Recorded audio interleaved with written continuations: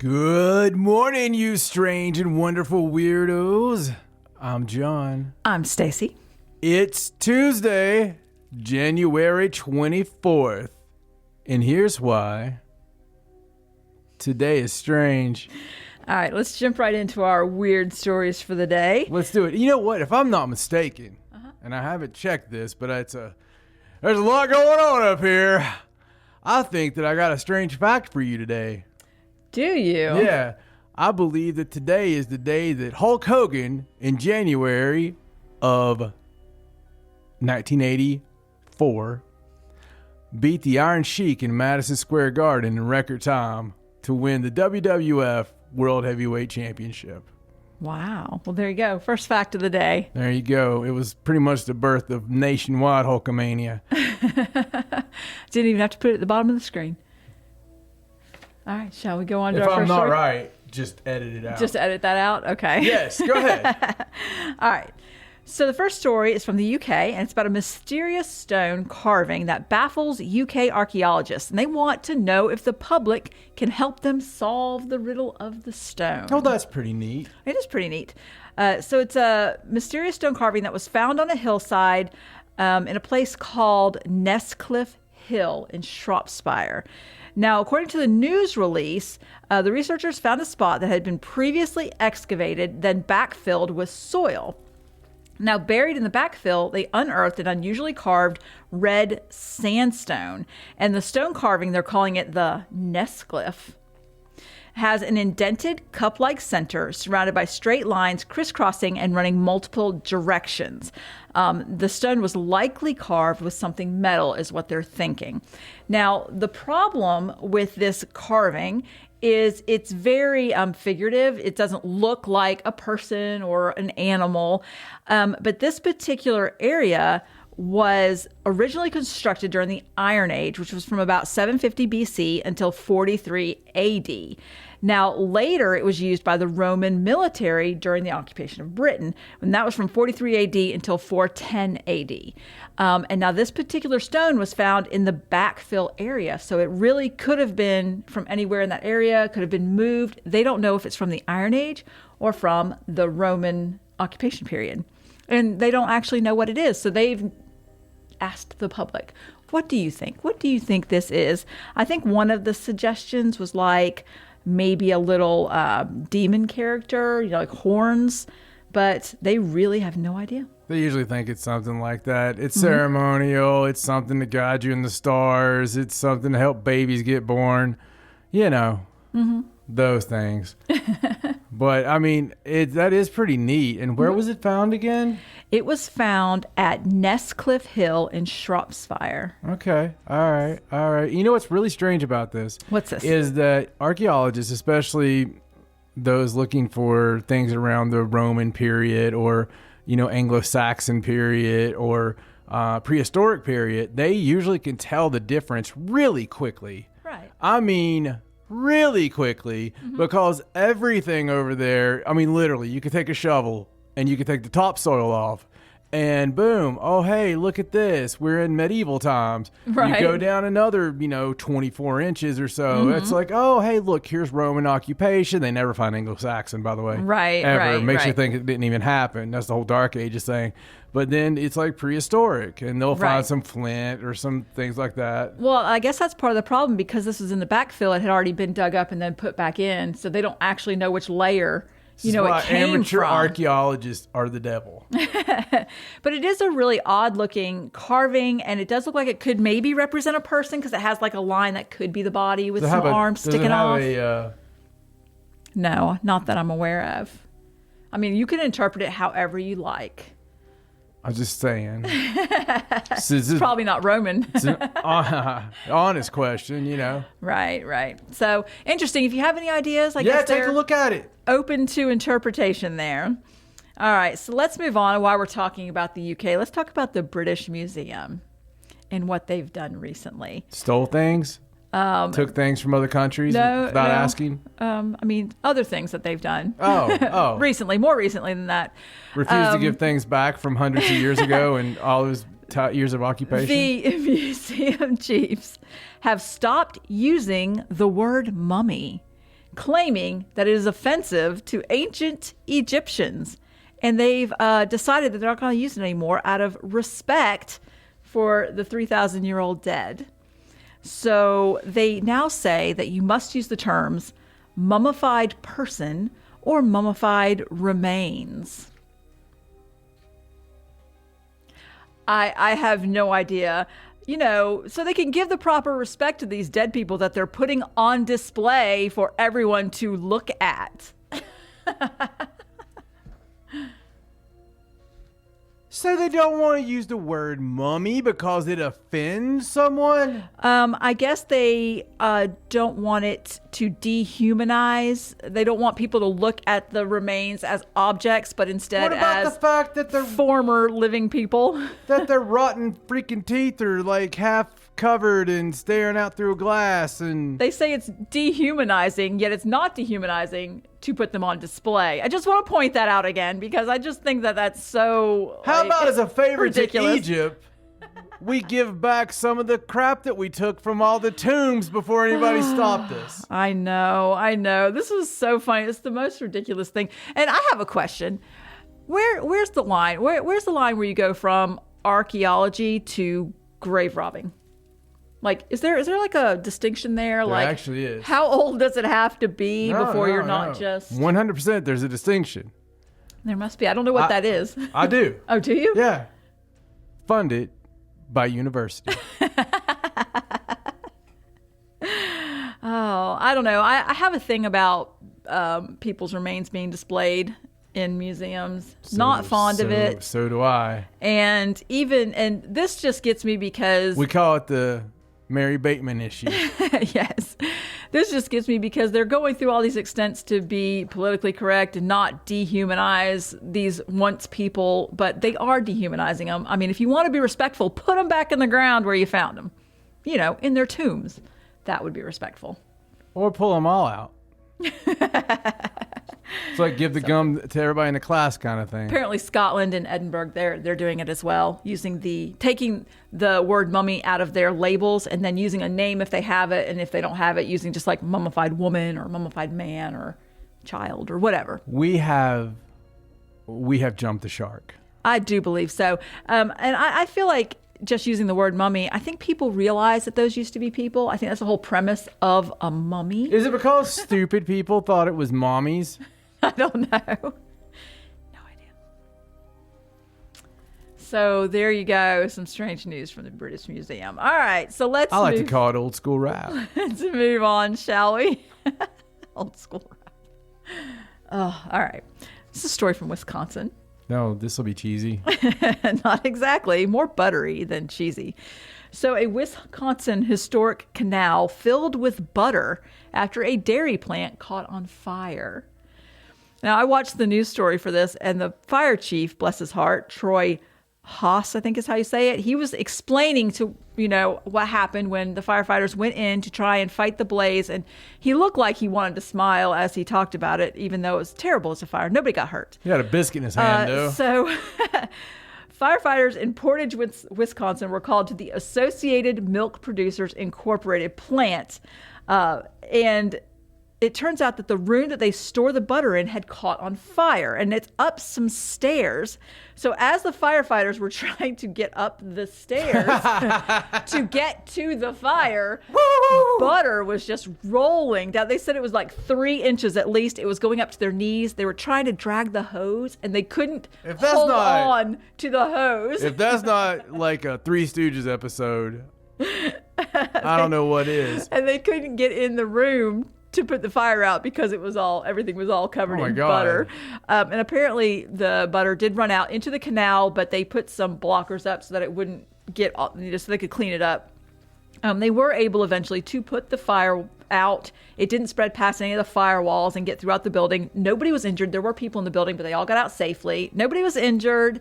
It was just a really comical situation. I wish they had video of the firefighters trying to walk past the river of butter. The only problem is they're going to have to send some specialists in to unblock some of the arteries and canals there. Butter joke. Probably not a great butter joke.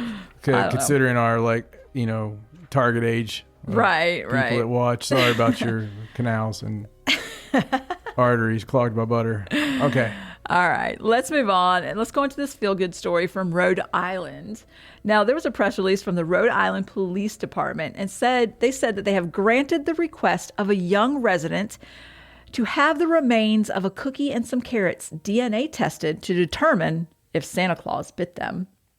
Well, you shouldn't do that. Well, this young resident sent them a letter. They received a letter this past month from a young investigator seeking to have a partially eaten Oreo cookie, and some baby carrot sticks that this young person, they didn't say who it was, packaged the evidence. They said the evidence was packaged very carefully. The carrots would have been the reindeer. Yes. But, I mean, she or he is being very thorough, the young investigator. They do say young lady, so it is a woman, young girl, excuse me. So it says the young lady obviously has a keen sense for truth and investigative process and did a tremendous job packaging her evidence for submission. And they did assure her that they're going to provide answers for her, and they've sent it on to the state of Rhode Island's Department of Health Forensic Sciences Unit for testing. And they did help her out already, though, and provided her with some uncovered evidence in support of Santa Claus in the form of a picture of a deer on Christmas Eve that was in her neighborhood. So I just want to say this. There's a turning point for all of us. Sometimes Officer McCombs comes to school for the DARE program, and he's nice to you. Takes a little extra time, teaches you things about taking a bite out of crime or starting a neighborhood watch, and how you yourself could do things to help this along. Then there's also poor little kids that see their Uncle Tommy get pulled out in his underoos and beat the crap out of in the middle of the road for the fact that they thought he stole a bunch of meth and he was really just on some Oxycontins. And, these things mold your mind of whether or not you trust the police, okay? Right. As a pro-police kind of guy myself and an upholder of laws and turning right and left with your signals and whatnot. Right. I can see where things could go awry. There are certain things that I like my kids to trust me on, and I avoid, like the Black Plague. So this is going to be funny in a few years when we get a new serial killer. Right. What? Oh, sorry. So put a big block thing over what you just did. Okay. I apologize. Hopefully they'll have her results, and good for her for being proactive on wanting to know. But just warning, you might make the naughty list over this. It's all about the magic. All right. So let's move on and talk about... Wouldn't it be something? It would be. I wonder what they're going to send Wouldn't her. it be something, though? What if they did... And it was. And they were just like, hey, this is not, listen, I'm not, and everybody's like, oh, you're so cute. Oh my God. And the nobody, spokeswoman is being so cute, and so is the chief of police. And they're like, no, look, we really need to talk. You don't understand. Margaret, I've known you for 20 years. Listen, is it the Tribune? Listen to me. Something came back a little strange. Like, it was very much North Polish. North Polish? Not like from Poland. Okay. Anyway. It was Inuit. Are you happy now? There you are. Okay. Just go on. All right. So let's talk about the story from Japan. And this is about a Japanese YouTuber. Who wanted to see if his fish could complete a video game by themselves, his pet fish. And it turns out that his pet fish ended up spending cash and exposing his credit card during a live stream. So let me just break this story down for you. So this is an unlikely incident that happened during an experiment he was doing where he pointed a webcam at his fish's fishbowl and used some motion tracking software to monitor their movements and translate them into button inputs. So the footage of the live stream just shows the fish sort of swimming across a grid mapped onto their bowl. And wherever they swam, that would translate to button pushes on the Nintendo Switch controller. Now, this is not the first time he's done this. Now, this was with the latest Pokemon game. He wanted them to see if they could play the latest Pokemon game. And they actually played a previous Pokemon game and finished the whole game around 3,000 hours it took them. But they did it. So he thought, well, I'm going to try and see if we can do it with the new Pokemon game. So he set up his live stream. This is what his YouTube's about. And he, let it go. And it was into about 1,100 hours. And, he wasn't sitting there the whole time. He was off doing whatever. And he had his live stream going. And the new Pokemon game's a little bit glitchy. And it glitched and shut off. So the fish weren't playing the game anymore. However, their movements were still tracking to the Switch. And somehow those little fish swam around enough to get into the store, the Switch store. They ended up adding 500 yen to his account using the credit card that was stored on his Switch.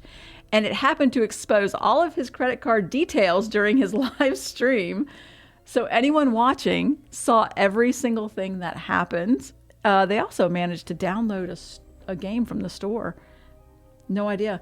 And when that happened, I guess he got a notification that he had been paying for things on the Switch, and he went home quickly and rectified the situation. What was the game? It doesn't say. It wasn't Feeding Frenzy or anything, was it? It didn't say. But just them swimming around, I guess it was just pushing the buttons and ended up. And if you had been watching the live stream, you would have got all of his credit card information. That could have been very bad. Apparently, Nintendo was pretty sympathetic to the situation and did give him a refund for anything that the fish bought in his absence. You know what? That guy don't deserve it. You're letting your fish play. I mean, you can't trust a fish. They don't have any feelings. There's several fish, I guess. He's all unapologetic. They're just like, fish on you. Yeah, no. That's weird. Isn't that strange? People have the weirdest YouTube channels. We ought to hook the cat up and have him do it. How many people do you think were watching the live stream of the fish swimming around playing Pokemon? Thousands. You think Hundreds so? of thousands. It's hard to tell. I hope he got his card changed. They're probably giving little cha-chings to the fish. There's probably some fetish people on there that just like in the fish. They're probably making more money than most people working regular jobs. All right. I hate this world. Okay, last story. You're going to love this story. Okay. This is a story about a little raccoon. Now, this poor little raccoon was found by a railroad worker because he had unintentionally climbed over some railroad tracks one night when it was only like 10 degrees outside and accidentally got his junk frozen to the railroad tracks. So the railroad worker, his name's Neil Mullis, he came upon the little raccoon, and the poor little thing's just straddling the metal railroad track before it couldn't go anywhere. And Neil and his friend figured out what was wrong, noticed that he was somehow frozen there by his testicles, and decided they were going to help him before the next train came along. I bet it was the nicest raccoon ever. You know how they're normally like growling at you and stuff? He's probably like, he did look pretty polite. I mean, they took a video, of course, and you can see. Did they? He does look pretty polite, just sort of sitting there like, could you give me a hand? So they got some warm water. They started pouring some warm water under him. And the other one got like a shovel and sort of tried to pry him off. And they were just pouring the water. It said it took about 5 minutes. But eventually they did get him loose. And he ran off. But it did leave behind some clumps of hair from his private parts stuck to the railroad track. But they saved him so he would not get hit by a train. I wonder how the rest of his night was with buddy raccoons. So, what are you doing, Rocky? What's with the, you trying to be, like, trendy? You guys wouldn't believe me if I told you. Why don't you try some for size, Rocco? Yeah, I'm being trendy. I mean, poor raccoon. The poor thing, they couldn't figure out how he got stuck there, but I mean, it was like 10 degrees. So I'm assuming that maybe he had just peed or something. Maybe his fur was wet and he like was trying to straddle over the when you stick your tongue to a pole, it freezes there. So it has to be what happened. I mean, right? The poor little thing. His little feet are just dangling on the side of the railroad track. He looks so sad.